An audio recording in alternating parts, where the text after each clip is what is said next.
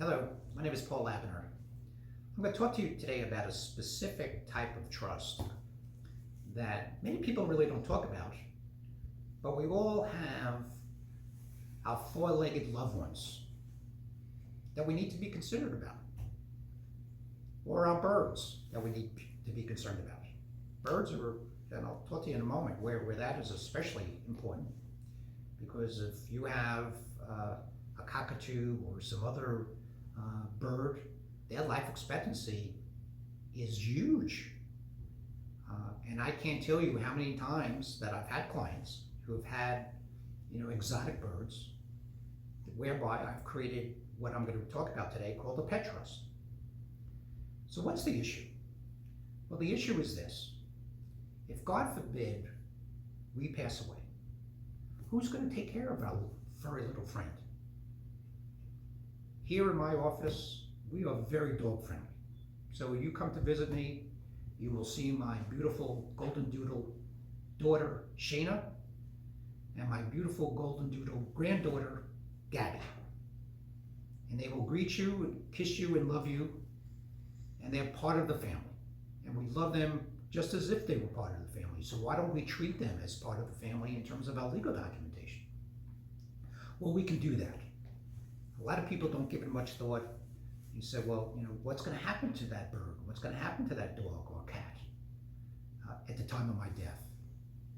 Well, I have a friend that'll take care of it. Well, what if your friend doesn't want to take care of it? What if your friend doesn't have the money to take care of it? Well, I'm going to give them a couple bucks and they'll take care of my animal.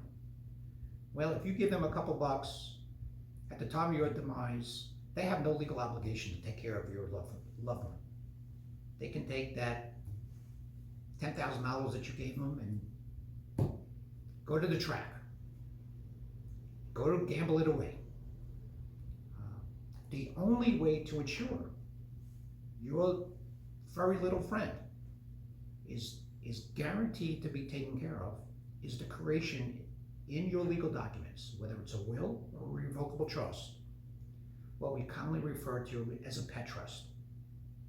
I love creating pet trust. It's very much similar to any other trust I create, except the beneficiary in my particular situation would be Shayna or Gabby.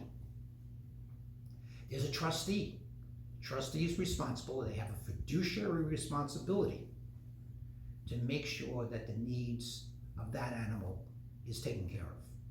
Medical care. I was going to say vacations, but not too many vacations that my dog is taking, unless of course it's with me. But medical care is certainly one of them. Grooming is certainly another issue. Where they're going to be located, how they're going to be taken care of. Do we want to provide for pet insurance? I have pet insurance for my animal. I want to make sure that if God forbid something happens, I want to make sure that premium continues to get paid. So believe it or not, when you think about it, there are a bunch of issues that come into play when you start thinking about your furry little friend. But the pet trust is a wonderful technique to ensure and guarantee that at the time of your demise, whether it's a will or revocable trust, that furry little friend of yours is going to be well provided for. Give me a call. I'll be glad to discuss it further. Thanks and have a good day.